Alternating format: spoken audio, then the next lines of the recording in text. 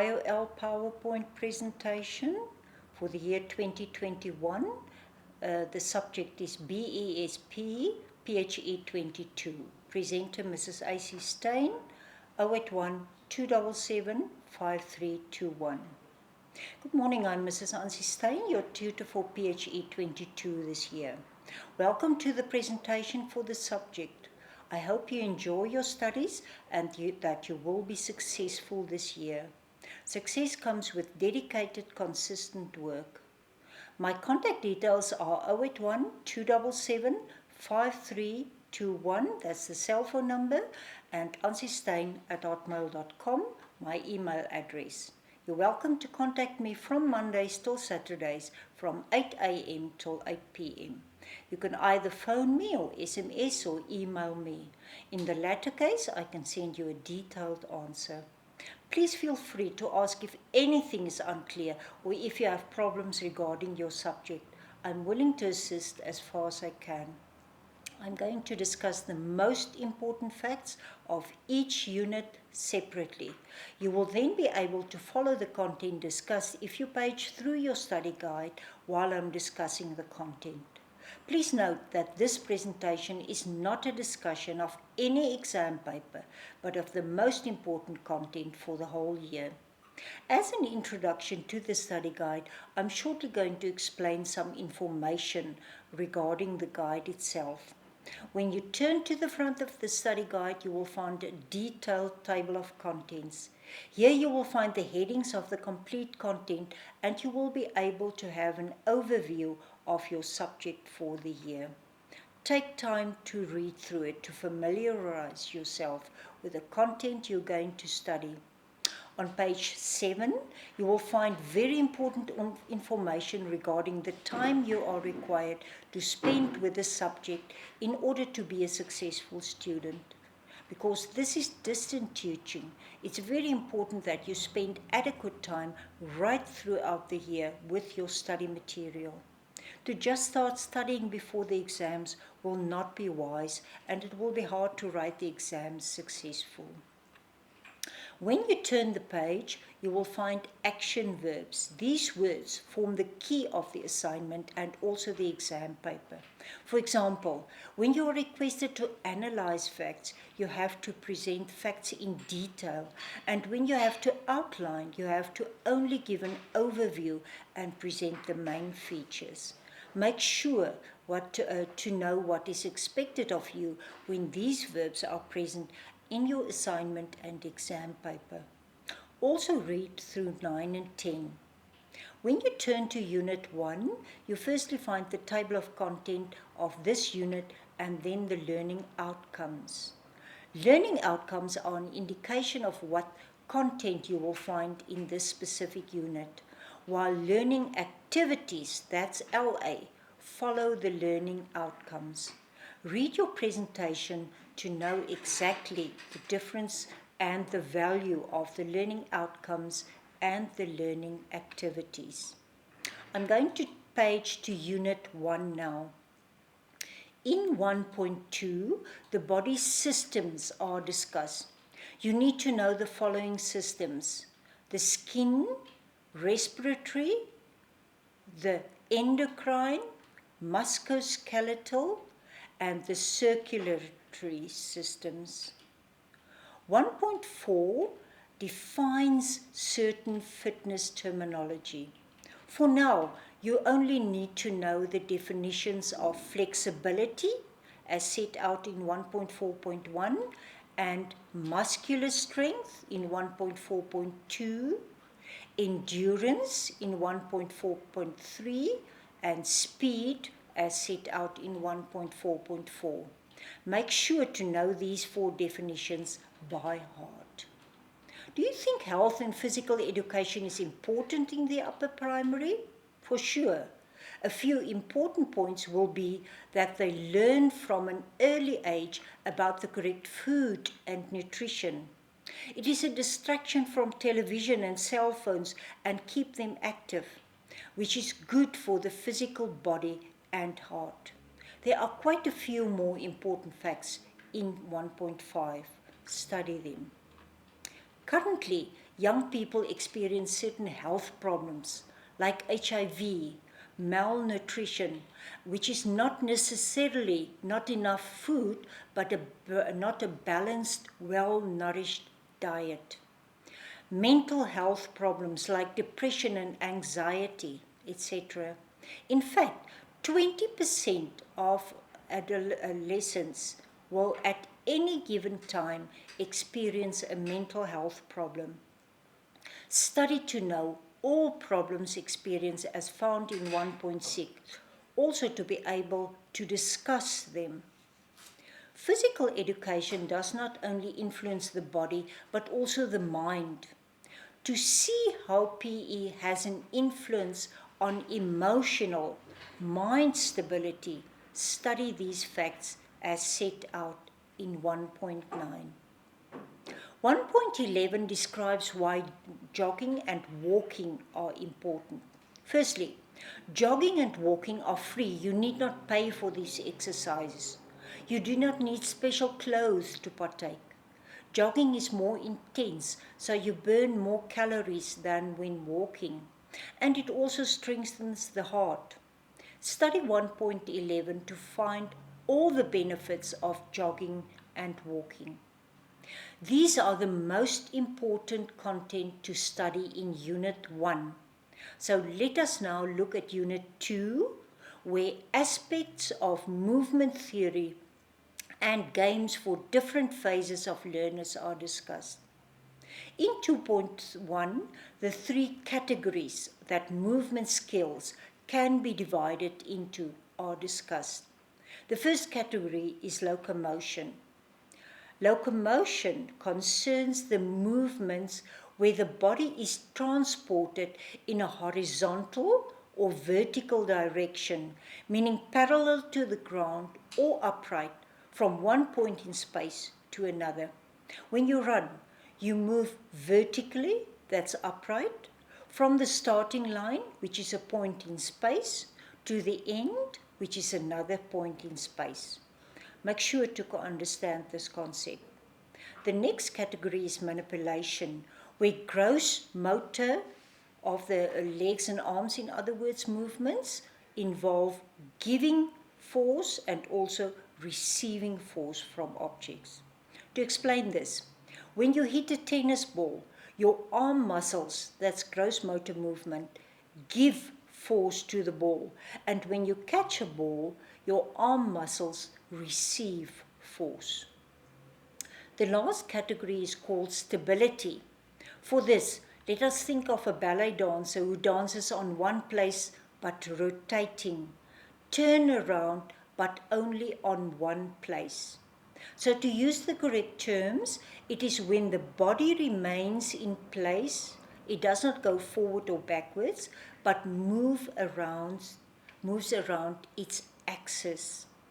The same action as the earth when it rotates but stays at one place, moving around its axis only. Examples of stability are twisting, turning, and bending. You should know these three categories, but also important, you should be able to explain what each one means, and you should be able to give examples of each. Each age group is associated with certain skills. So let us page to 2.3 to find out what they are, called phases of motor development.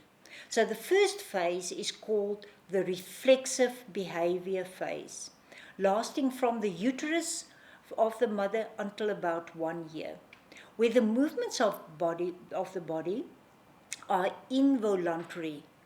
That means done without thinking what to do and how. That's upon reflex.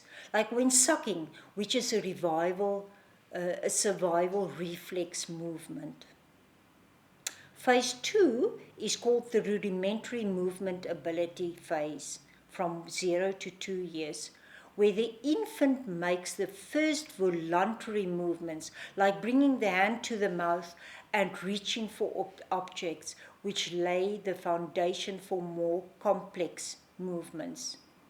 These movement abilities depend on the development and maturity of the infant. From 2 to 7 years, the fundamental movement patterns are developed. These movement patterns develop from the previous phase, and they now experiment with their bodies and what they are potentially able to do, like learning to walk, run, and throw.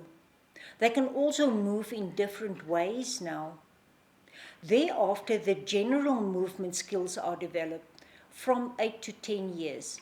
They are now in primary school and they try to be accurate in their movement skills, like when playing a certain sport. Phase 5 involves specific movement skills, 11 to 13 years of age, where further extension of their general movement skills take place. More complex sport skills are now required from children, so their skills are refined in this phase. An example would be that a child now can throw a netball goal and kick a ball into a soccer net more accurately. The last motor development phase is the specialized skill development phase. It starts from about 14 years of age and lasts until adulthood. It is the development of isolated, specific skills and for higher levels of performance, like concentrating on one sport, for example, tennis, to become a star. But care should be taken not to start too early in developing these specific skills. You now have an overview of the different phases of motor development, but read and study them thoroughly as set out in 2.3. When we page to 2.5, you only need to study the endurance activity fatigue as set out in 2.5.1. There are certain techniques when playing tag and dodging games as described by Belka. Stay balanced at all times, ready to move in any direction. Use a variety of fakes, pretends in other words, when tagging and when avoiding tags. Change directions and speed quickly in dodging. Be aware of what's happening on the sides and behind you. Study to know these techniques as set out in 2.8 so that you can teach them to your learners. Unit 3. When being a PE teacher and also a coach, it will be expected from you to know certain gymnastic techniques like cartwheels and handstands Very important, a coach should know 100% what a certain technique entails. Otherwise, learners can be injured during the execution. You should know the correct technique on how cartwheels should be executed as described in 3.3. Number 1, work in pairs. Number 2, decide if you will move the right foot or the left foot. Number 3, swing the legs sideways into a handstand. Number 4, the legs must be straddled. Number 5, use a good speed to push off from the hands and the correct downward swing of the legs. Number 8, elbows must be locked throughout. Number 9, shoulders stretched. And the position of the body should be form a complete stretch, but tension maintained. And number 12, always perform in a straight line. You will notice that I numbered the steps. This will help you to break up the steps and ease the learning process of how to teach learners cartwheels. In 3.5, several gymnastic jumping or vaulting activities are listed. Make sure to know at least 5 names. And in 3.6, you only need to study the names of the different gymnastic balancing activities. Rhythmic floor routines are very artistic and, when done with music, quite skillful exercises. In 3.8, the whole routine is described, using, for example, ribbons, clubs, and balls. Study to know this content, to be able to describe it. In LA2, that's Learning Activity 2, the importance of gymnastics are discussed, namely, it encourages learners to stay fit and healthy. It has social benefits. In fact, there are quite a few more benefits. Study to know them all. There are 5 topics of importance in Unit 4. Sport builds character, and a learner who participates gains certain good character features, like good moral habits, meaning to play fairly, and not lying about their age, to play in a younger team which is unfair, and also not taking bribes. Make sure to be able to discuss this heading, good moral habits, as set out in 4.1.3. The second paragraph to study is 4.2, typical warming up exercises for primary athletes. Why are warming up exercises important? To allow the heart to gradually increases the heart rate at which it is pumping blood to the rest of the body. Study this paragraph well. Also, study one typical warming up exercise to be able to describe that exercise from the beginning to the end. The best way to study an exercise is to do it yourself while describing it to yourself what you are doing. Grade 6 middle distance runners need to do certain exercises which are beneficial for running these distance successfully. You should be able to describe how they should be executed as described in 4.6, only for grade 6 middle distance runners. In 4.11, 3 techniques of high jumping are mentioned. At this stage, you only need to know the 3 names of these 3 techniques. In 4.19, good sportsmanship behavior is described. Make sure to study this in detail. Bad sportsmanship will be just the opposite of good sportsmanship. 4.20 describes why a coach should have a deep understanding of sport by highlighting the characteristics of a good coach. You as PE teacher may be required to coach sport teams. So what qualities should one have to be successful in coaching? Such a person can motivate players, know them well, and also know their weak and strong points. Study to know all the qualities in 4.20 regarding this topic.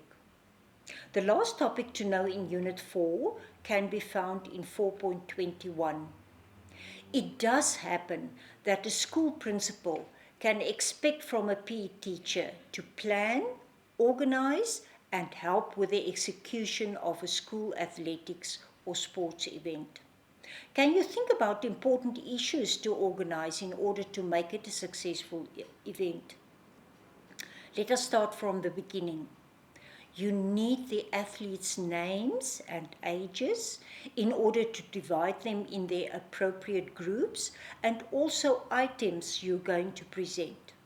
You need helpers, the starter, the catchers at the end of the race, the recorders of the winners, etc. There should be an announcer, clean toilet facilities, food and cool drinks.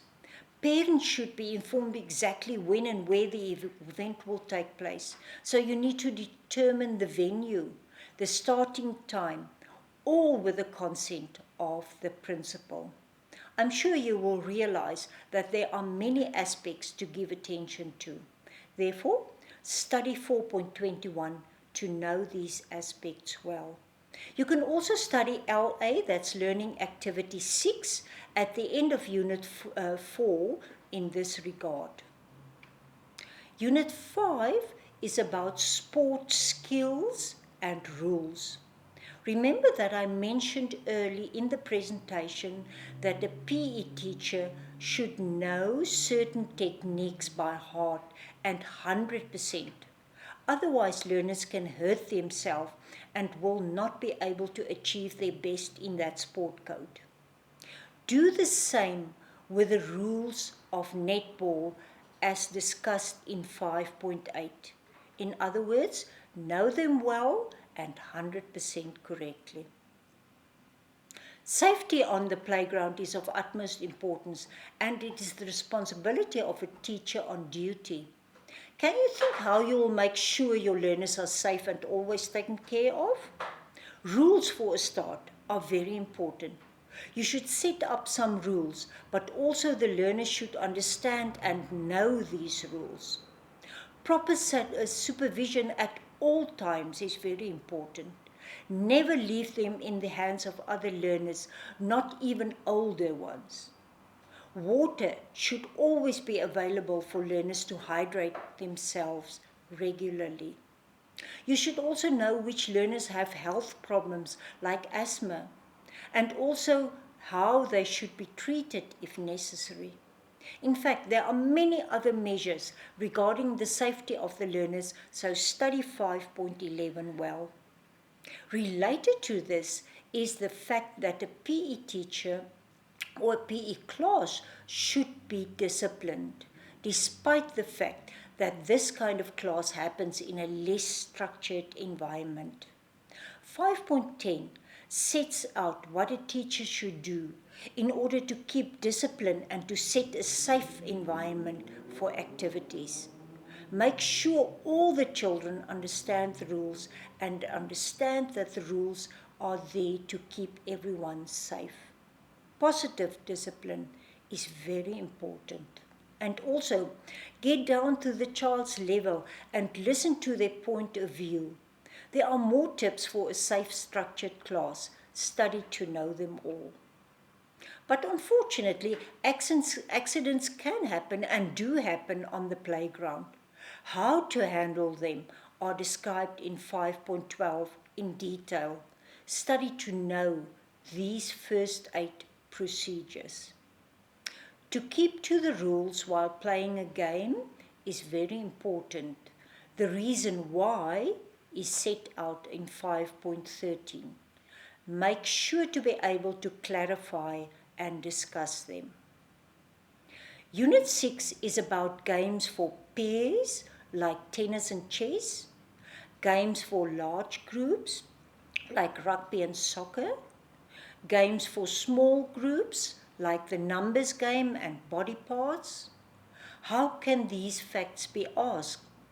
You should be able to identify them and also give examples of each kind of games. For example, when identifying, soccer is a game for what group? Then your answer should be large groups. Name a game for small groups. The numbers game will be an answer. So study 6.1, 6.2 and 6.3 in this regard. When presenting a PE class, traditional games can be presented for learners to identify themselves with their own culture and for the other cultures in your class to gain knowledge about their peers. I'm only going to give attention to one game, namely bottle tops, as described in 6.6. Each one of these games has a traditional name too. For example, bottle tops is called itu or kwe. When studying this game, make sure to know exactly how it is played. It is of no use if you only know part of the game. I would suggest you play the game yourself, then it will be much easier to describe it. So study this as described in 6.6. 6.9 is the last paragraph of importance in this unit, where maintaining order during a PE class is discussed. A PE class takes place in a less structured environment. Discipline, however, should be maintained. How? Make sure to have classroom rules. Make sure to have protocols around them going to the bathroom. Use positive discipline strategies, etc. Study 6.9 extensively in order to know these strategies well. So let us look at the important content of Unit 7 now. There are certain elements of rhythm that you must teach learners so that they can move effectively according to a certain rhythm you played them. They must understand the underlying beat of the music, the rhythmic pattern, the tempo, that's the speed of the music, the accent, the emphasis given to any one beat, the intensity, how loud or soft the music is played. You should be able to name and discuss these elements also critically as set out in 7.3. Dancing can be of much value to the learners because it enhances the following skills: flexibility, strength, endurance. Balance is influenced by stability. You must also be able to discuss and evaluate the value of dancing with style. So read and study 7.5 in this regard. Noise, being too loud, can pose serious threats to children. How? It can interfere with speech and language development. It could impair that strain hearing and also learning, and it can result in permanent hearing loss. It can even disturb the cardiovascular system of a child, and it can disturb their sleep. These facts are set out in 7.6. The last unit, 8, should be studied under the following paragraphs. 8.1, which discusses the topic of how a teacher can motivate learners how to accept their physical appearance. That's very important. In 8.2, the different systems in the body are set out and discussed.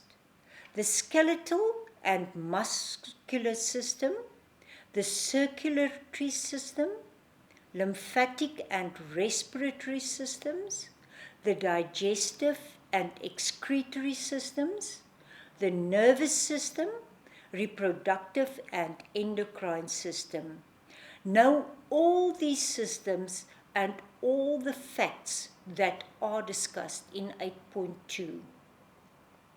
What are the factors that promote a quality lifestyle? Overall health by amongst others, exercising, improved energy levels, weight maintenance, strengthening bones, mental strength, appearance. Study to know these facts as described in 8.3. There are certain consequences when being unhealthy and unfit. It increases the chance of illnesses such as heart diseases, strokes, etc. It can cause being overweight and causes nutrient deficiencies in the body. Being unhealthy and unfit can also be the cause of increased and unprocessed stress because regular exercise releases chemicals that help with stress release. Make sure you will be able to teach and encourage your learners to live a quality and healthy lifestyle, and study 8.4 for these facts. Hygiene is such an important issue these days. How will you teach learners to live a hygienic life? Not only the body, but also the hands, nails, teeth, etc. In 8.5, these areas are set out. Make sure to know them. A good posture at all times has its benefits. Can you think why? Study 8.7. in order to be able to describe this in detail. What nutrients does a body need to be healthy and well balanced? Carbohydrates for stimulating the immune system, proteins to build and repair the body cells, fats to protect our vital organs like the heart and liver, vitamins, it utilizes, meaning uses, energy that it gets from, for example, proteins, fiber for a healthy digestive system, water to stay hydrated. So it's clear that our bodies need all these nutrients. 8.8 discusses these facts in detail about a balanced diet. You should be able to name the different nutrients, but also what each nutrient is important for to have a good and well balanced body, meaning the job of each nutrient. Also discussed in 8.8 is the importance of a balanced diet. It provides the body with all the different nutrients needed for the daily life. You will not run the risk of being overweight or develop diseases like diabetes. Gout is associated with an unbalanced diet, so to eat a balanced diet will exclude this illness. A balanced diet prevents infections of the body. It improves mental, that's mind ability. There are many benefits when eating a balanced diet. Study therefore this paragraph well. In 8.9, it is discussed how alcohol and nicotine can harm one's health and quality of living. Study these facts as they are very important to teach them to your learners. This concludes my discussion regarding the most important facts in your study guide. As mentioned previously, make it your priority to study right throughout the year. And in conclusion to the presentation, I would like to mention a few important facts regarding your coming exams. Please take note of them. Please note that you only need to study your study guide for the exams. And you can have a look at the learning outcomes, and after you've studied that, you can look at the learning activities to test yourself. Remember that when answering a question, facts from different parts of the study guide can be applicable. It's not necessarily limited to one part of the guide. And you should know facts about the subject PHE, as well as the correct procedures regarding the presentation of PHE. It is therefore of utmost importance to study facts. I stress this because some students are of the opinion that this subject does not need to be studied for, and that then they do poorly in the exams. Also, please note that short answer questions will be asked, and the following kinds of questions can be asked. To fill in words left out, for example, a what is used during relay races, then you have to fill in a baton. Definitions of certain terminology, for example, of strength, can be asked. Strength is the ability of the body to exert a maximum force against a force external to the body. Another type of short question is where two columns are given to you, a column A and a column B. In column A, certain concepts are written down. For example, exercise beneficial for a shot put athlete, speed, chocolates and sweets. And then in column B, possible answers are given to you. Not a healthy option to eat, lunges, the ability to move from one place to another in the shortest time possible. So you have to find the correct answers. And in this case, 1B, 2C, and 3A are the correct answers. Let's look at 1B. 1 Is the exercise beneficial for a shot put athlete? And the correct answer is B, lunges. So you only write down the correct letters, you do not write out the words. Please feel free to contact me regarding any uncertainties and questions you have about your subject. Good luck with the exams. You will be rewarded for hard work and dedication.